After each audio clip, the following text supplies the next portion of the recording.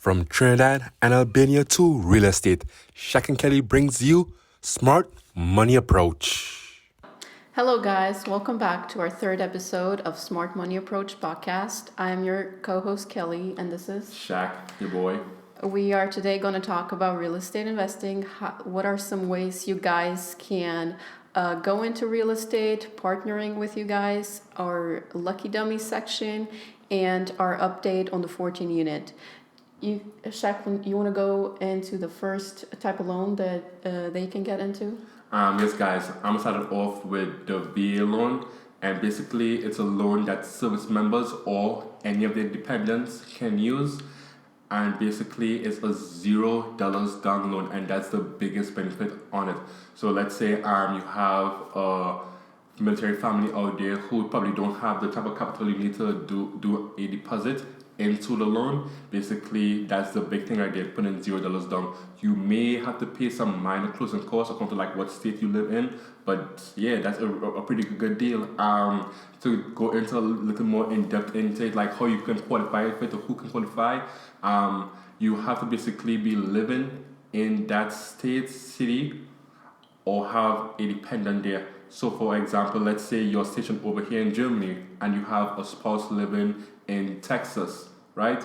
Then you will be able to qualify for that specific city that she is living in to get a VA loan through there.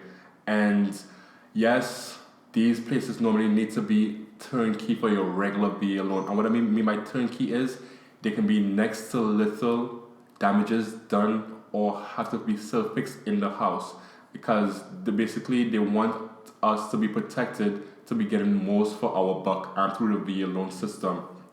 And since basically you don't really have any equity in it, how can you use this to benefit you, to make some kind of flow of positive income to you? I would use, like for now, the single, the duplex, the triplex, or the quadruplex. For the single family, let's say it's just you and your spouse in a 3-bedroom, 2-bath, then rent out the 2 other rooms. You know what I'm saying? You don't really need a space or use a space. So basically you have to like rent it out at a price that's conducive to how much you also paying for mortgage. So let's say your mortgage monthly is $1,000, right? And you can rent out the both rooms or other rooms for like $550 or $600. Do it, because then basically you getting the mortgage paid off with that $1,200 combined, and then also keeping that $200 of cash flow. Yes, you're gonna have like with some roommates for a little bit, but though that isn't the house you plan to live in forever, so to say. You know what I'm saying? It's just an end still means. Does that make sense, guys? And it's the same exact concept as the duplex, the triplex, and the quadruplex. You live in one side, you rent out the others. You have the others pay for the mortgage and to giving you some cash flow. So imagine that, guys. It comes like people is paying you for getting a house. You know what I'm saying? You're using $0 out of pocket, and these people are like paying for your house for you. And that's why I think like it's a great option using your VA loan in the house hacket realm. Yeah. Even though we're like not doing it right now, do you think the VA loan would be an option for us in the future? Definitely. We have some stuff in the works that we plan to use a VA loan in the future here pretty soon. Well, not pretty soon, but like in like the next year, to basically for me to start using some of our benefits. That's what I think. Okay. Is there another part of the VA loan that people can use to rehab the house or fix it if it needs some work to it?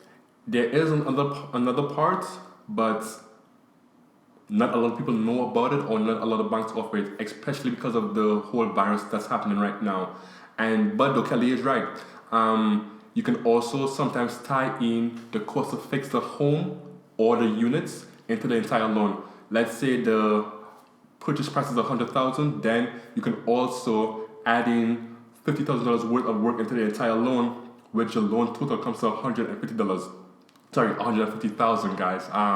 Yeah, which is pretty great as well. But like I said, the rehab VA loan isn't being used or really hasn't been heard about, so you don't have a lot of lenders providing it right now to individuals.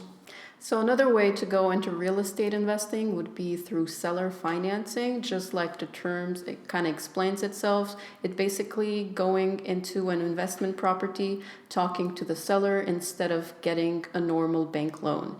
This is normally done by people who don't really have the money to go into real estate investing and are trying to get and have maybe a bad credit and are trying to purchase a house through seller financing. The next thing is, although you can get away with an appraisal and inspection and stuff like that, you still really want to get yourself, because although the way you have to look at it is the bank does it to protect their money.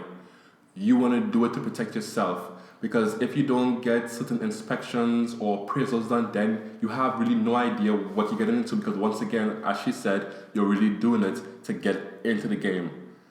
So you really want to have your arsenal laid out. And what I mean by arsenal, like, hey, you want to have an inspection done. You want to get a quote done if the place needs work. You want to check into like all the really like detailed stuff to make sure you are being protected. Because once again, when you go through a bank, they do all that stuff to protect themselves. And you should probably do the same thing to protect you. So once you do get into the seller financing deal, you are more secured as possible.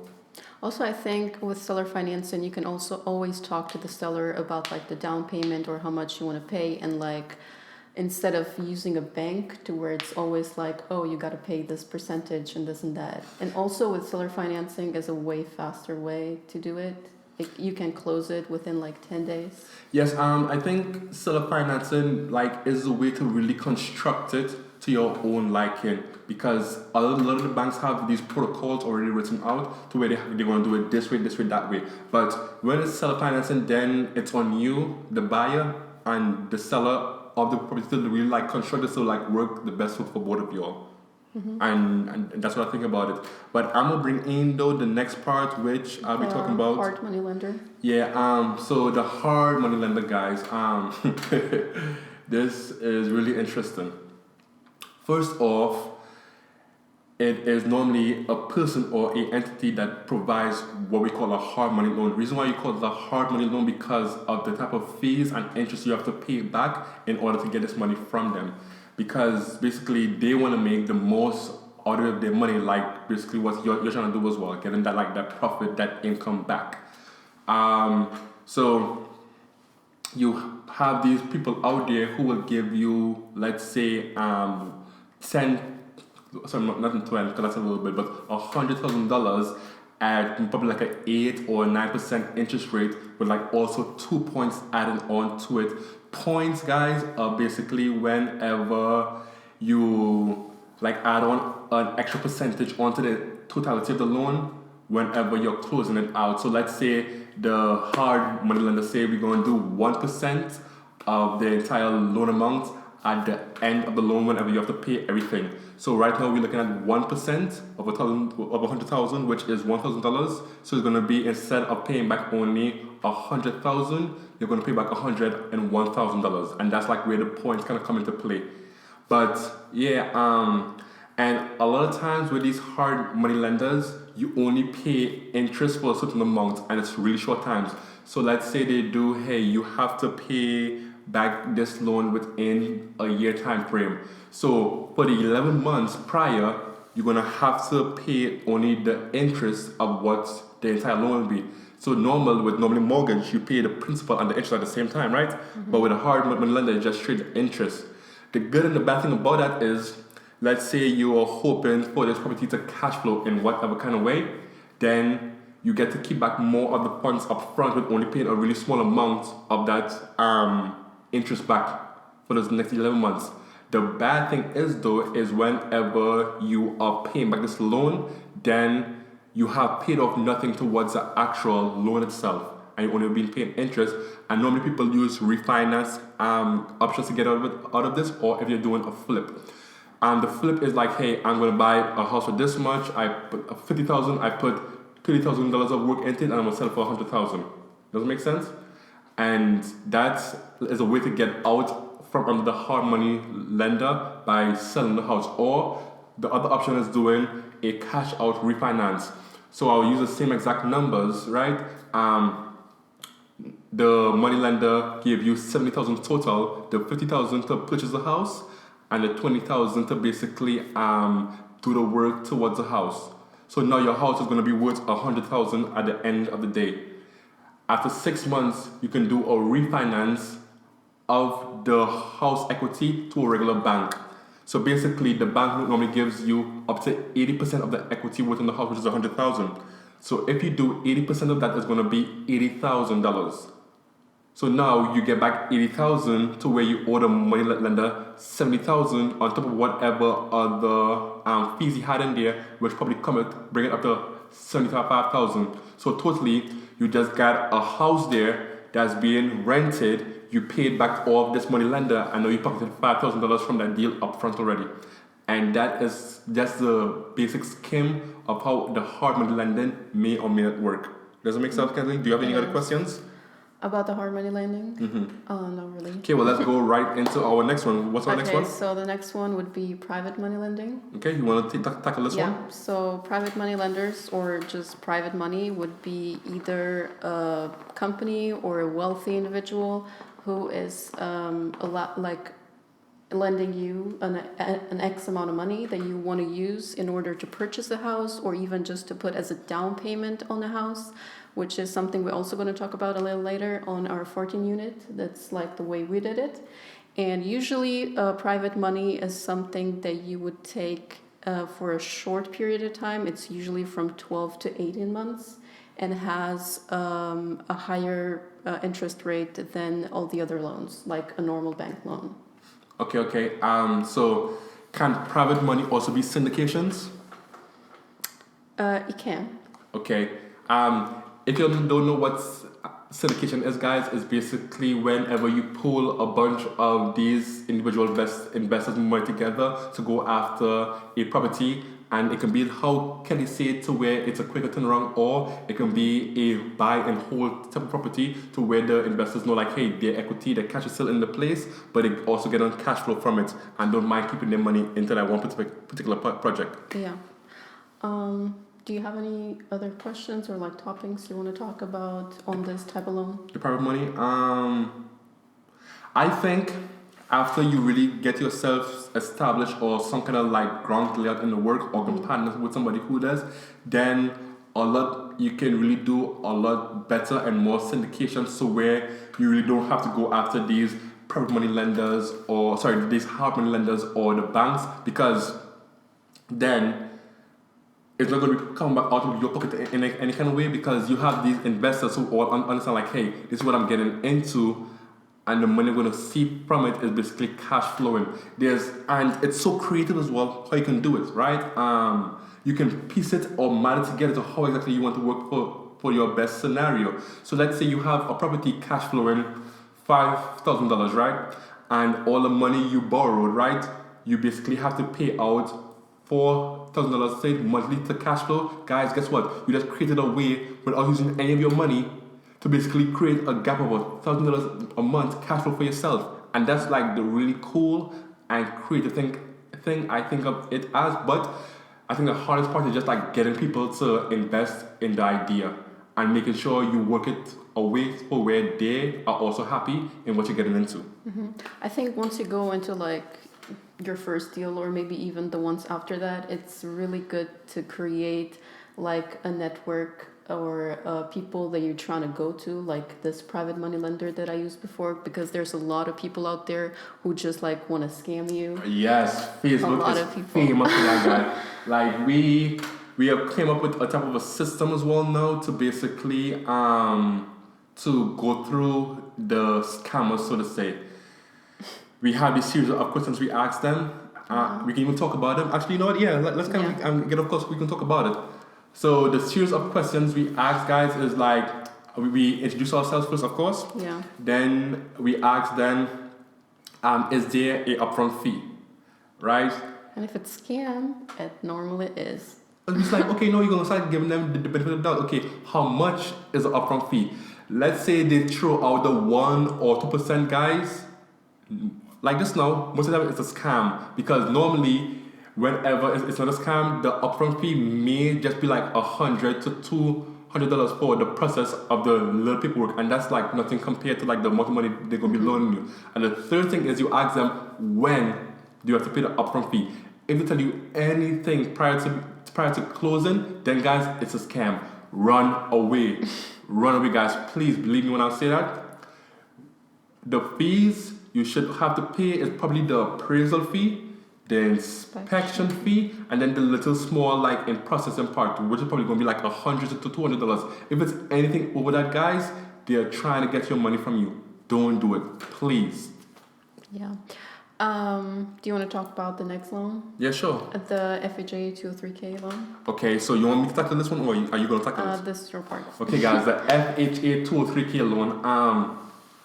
That loan was originally brought on, guys, for families that were trying to get into neighborhoods, but their regular income wasn't allowing them to qualify for the types of houses in that neighborhood.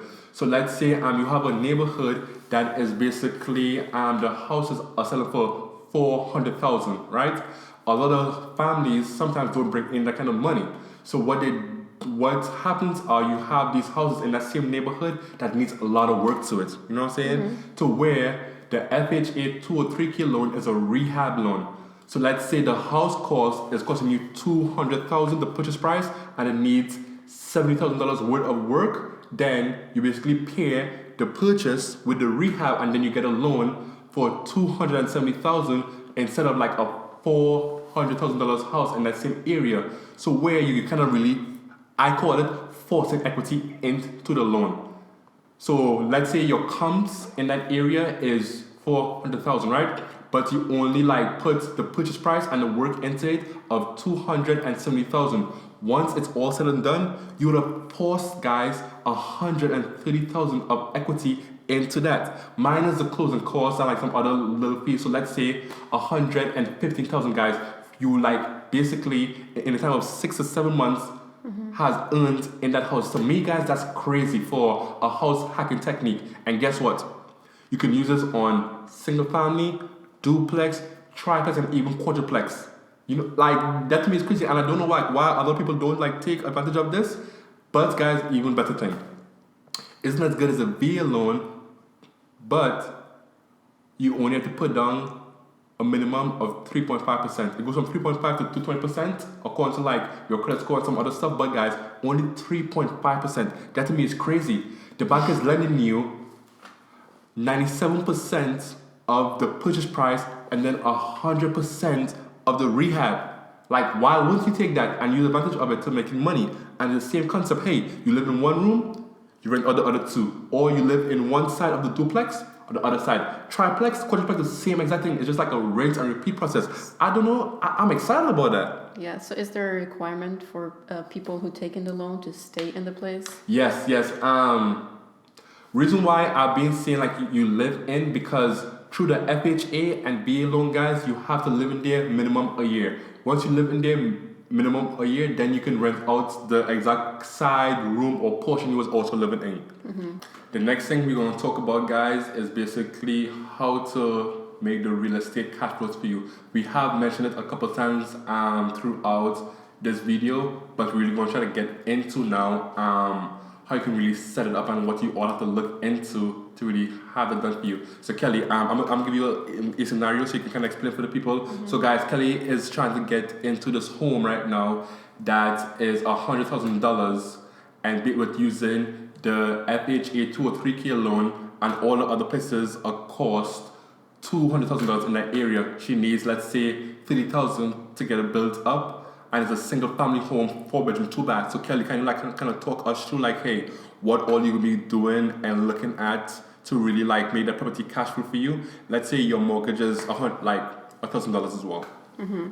Okay, so basically, if the house was $100,000, rehab would be $30,000, you said, and the houses in the area were going for $200,000. That means if we're going into this property for the first year using the FHA 203K loan, we would have to stay in there. But also, since it's going to be probably just the two of us, we can stay in one room and rent out the other part. Like so if it's three rooms? Yeah, if it's a 3-bedroom, we're going to rent out 2 bedrooms.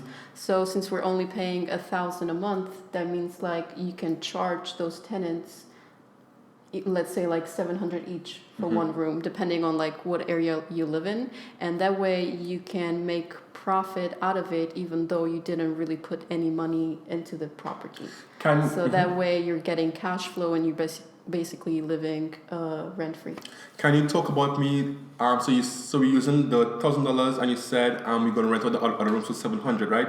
So that's $1,400 right there to $1,000. Yeah. Is there any other cost that you may want to implement into that the $1,000? So the $1,000 is just a mortgage, or is that the mortgage and the tax? Is that like also included like utilities? Can you talk to us a little bit more? So you said $1,000 was for the mortgage. So are you saying about like how much the tenants would pay, or No, I'm asking more about what other costs that you should probably like tie in to your like when you were trying to figure out how much the tenant's gonna pay. Does that make sense? Yeah, so probably the property taxes, either annually or monthly. You can Okay. calculate them in order to still make profit out of it, and do it in such a way to where the tenants are paying for it and probably more. That way, that part would be going to you Okay. as a passive income. So you say the property tax, the utilities. Is there like anything Yes. else at all, or? Not that I can think of right Okay, now. cool. So yeah, guys, that is the way to where you can either use it for a single family, a duplex, a triplex, or a quadruplex. And this isn't just tied to the 2 or 3K loan. This is through any loan that you're trying to do that's going to be owner occupied as well. Our next segment, guys, is going to be over good debt and bad debt and some of the misconceptions that a lot of people have out there that what that could be. I'm gonna first start ask Kelli a couple questions about like, hey, I'm gonna list off 3 items and I'm gonna ask her if it's good debt or bad debt, okay? Okay. Let's say, Kelli, so we're gonna act as if you didn't know like the knowledge that we're gonna speak about right now. And if you're totally new, I really want you to get in the mindset of our viewers out there and not doing better, okay? Okay. So the first one I want to ask you about, okay, Kelli, do you think a house, let's go back, do you think a car is an asset or a liability or good debt or bad debt? Knowing what I know now, my answer would be really different, but Back probably then. like a month ago, I'd say that would be an asset. Okay, so she said she would put that in her asset column. Okay, let me ask you on about a regular single family house that you and your entire family gonna live in. So, like us and then my daughter, we're not gonna rent out any other rooms. You're just gonna live in that house. Is that an asset or a liability? We're gonna live in it, Yes. an asset. Okay, and the last one, a duplex. Do you think that's an asset or a liability? Asset. Okay, so guys, she categorized all 3 as an asset, which probably all of y'all may as well. For the few of y'all that wouldn't, probably even comment below and tell us why you wouldn't do it before you hear like what we're gonna say right now. So guys, Kelli, I will show you ways to where your car is actually a liability and another asset. Okay, let's say you're out here, right? You just bought a brand new BMW 3 Series, right? For $30,000. From the time you drive it off the lot, do you know that it depreciates immediately? I do know that. But like you say, Yeah. like you didn't know it. You know what I'm saying? Yeah. Like back then. So Because you feel like you own something and now you have an asset. exactly, It's like what most people exactly. Like, So most people think that. like but I paid a lot for this. exactly, but though, so let's say she drives it off the lot and now it's actually worth $25,000. So okay, let's look at that, right, guys? She's paying $30,000 for it from a loan from a bank, but now she just drove it up and it lost $5,000. Not even to remind you or mind you that like, hey, well, when you pay off a loan, you have to pay interest on it. So the loan says like $30,000, but if you actually look at how much are you going to pay for it total, it may be like $37,000. So now, guys, you just got in debt, right? You're already in debt, but now you got even further in debt to where you have to pay $7,000 of interest after the entire time, and you just lost $5,000.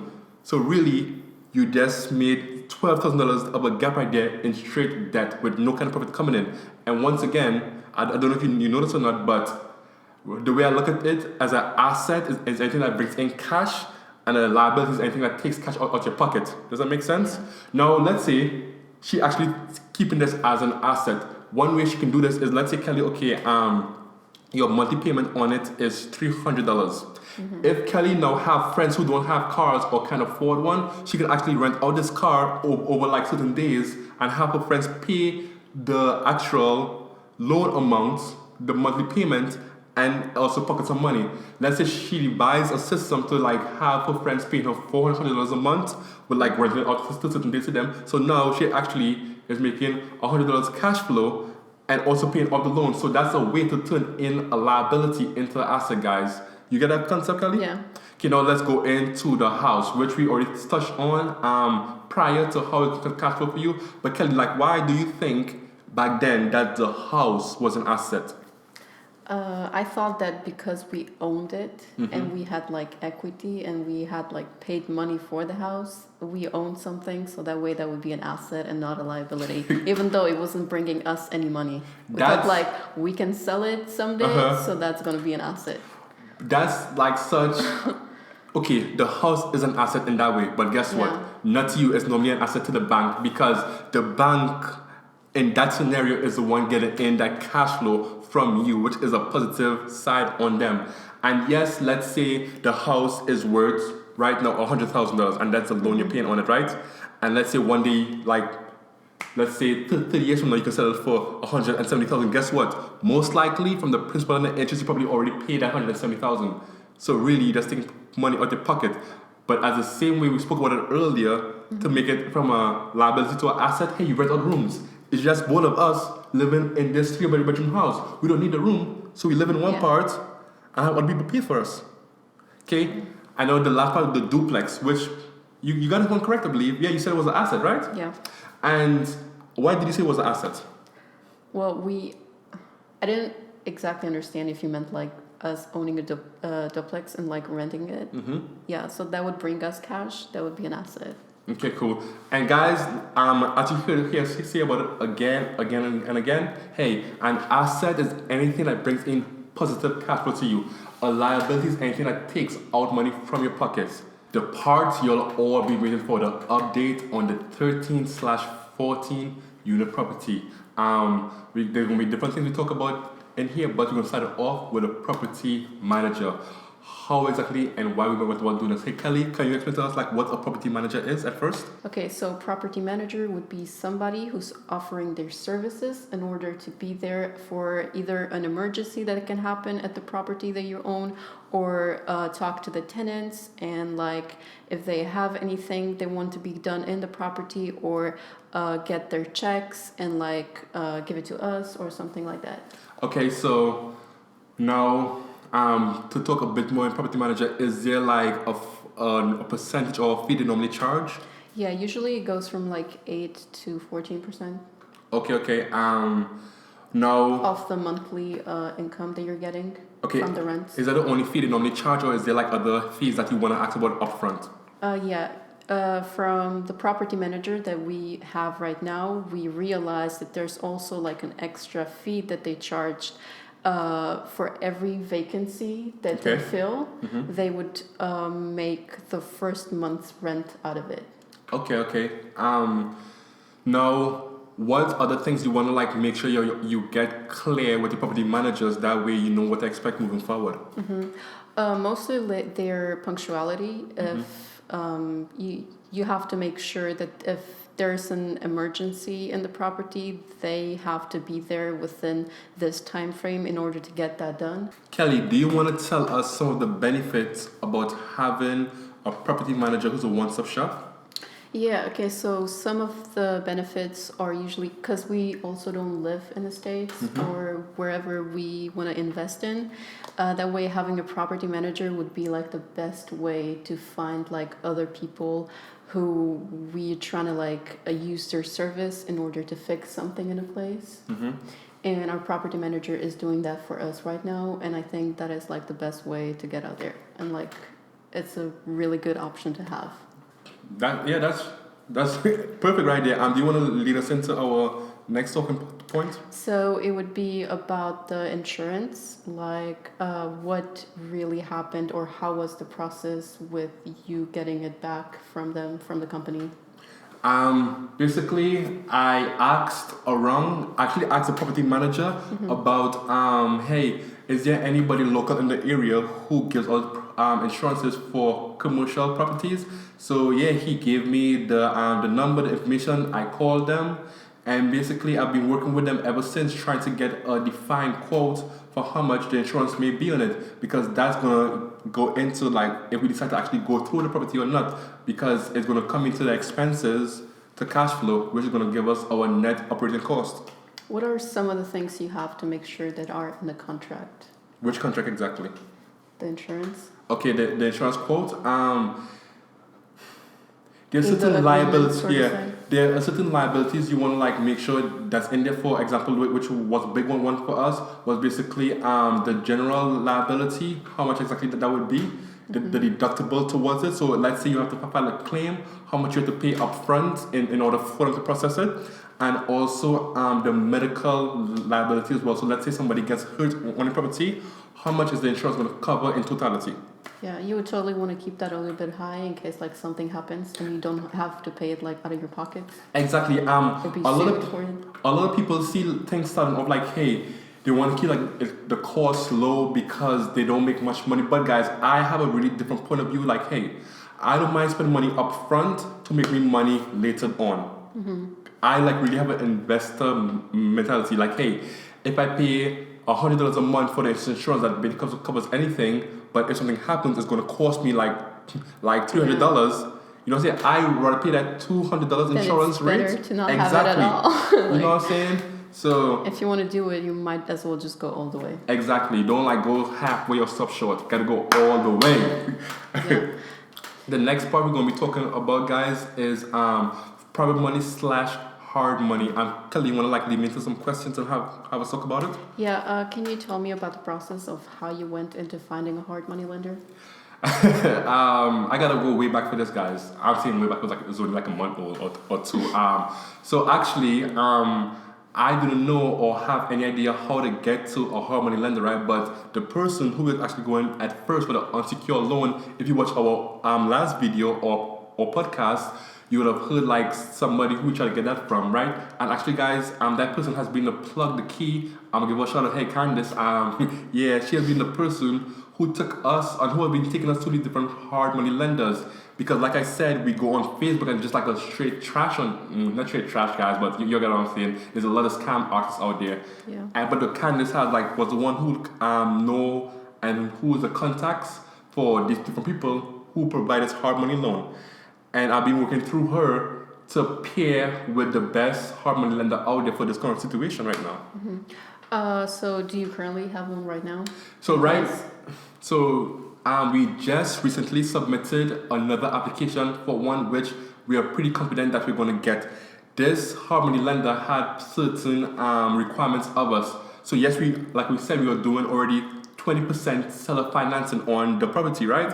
Now this hard money lender was allowing it, but you also needed us to show that 20% as well. So now I had to try to find another way to get that money to show. And what I realized and found out was I got another way to get an unsecured loan from my bank through a helper agency to have 40,000 of it. Now we've seen if that amount is going to be enough or if we're going to need that other 20,000. And if we need that, I already set up something in place to show that money as well. I have a pretty good friend who I spoke to, told him the situation and the circumstances, and he agreed to it. So we are waiting on one, the application to come back, either proven or denied, two, an answer to come back from them to where if 40,000 is enough, and if it isn't, we already have something in place to fill in that gap. Yeah, sounds good to me. Do you want to go into our lucky dummy section and like talk about your lucky dummy moment for the past 2 weeks? Sure. So guys, like we said before, or gentlemen and ladies, like we said before, we really like to try to like listen or read one book a week, right? Our book for this week has been Loopholes of Real Estate, right? And which it spoke a bit more about opening a company to kind of protect your assets without us even knowing. We were just thinking about the tax breaks purposes, but without us even knowing, we opened an LLC to purchase this property, which is not going to only help us on the tax side, but also is going to protect our personal assets. So let's say someone was trying to sue us from one or another particular property which falls under LLC A, then whenever the case is filed, they can only get out like what's in that LLC because the LLC actually owns the property and we don't own it right out. It's the LLC that owns it.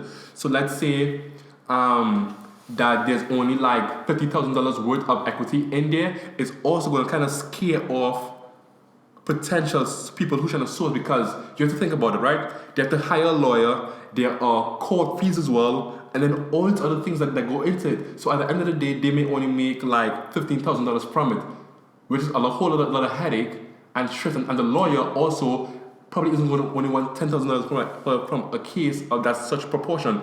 So our lucky dummy moment, guys, is basically us setting up an LLC and not even know the true benefits of it, which is crazy to me. Yeah.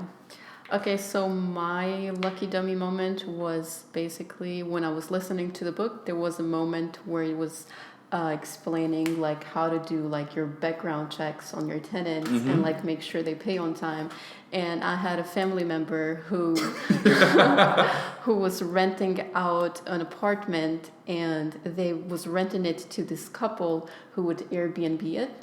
So they were making a lot of money out of it, but during this pandemic and like with the virus and everything, they were like, we can't really pay on time. Like, please, like, give us like a couple more days.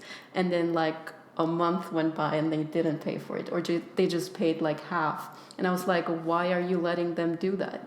Like, if it was a 50-50 profit and you would both go Airbnb it, they didn't really give you anything from what they were doing before. So why would you let them like not pay now? Like they already have like more than one property that they're Airbnb. So there's really like no reason not to pay their rent on time, especially if they're making that much profit out of it. Okay. They had like people there every single day. So yeah.